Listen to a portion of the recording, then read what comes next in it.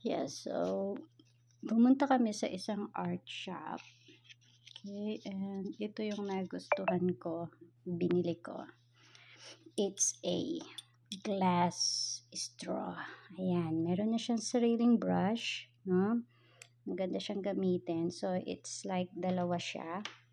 Meron siyang bag, which will safely, safe na gamitin. So, this is a small straw for a small lalagyan or baso or whatever. So, and then meron siyang bag. I think meron siyang ano sa loob.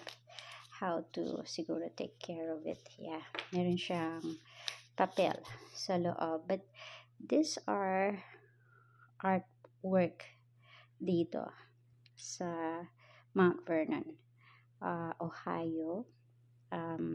Glass straw. It's $20. Yes, I know, mahal siya. But, very rare ka lang makakita ng mga ganito. And, hindi nyo napapansin yung kulay niya, pero yung color nito is light pink.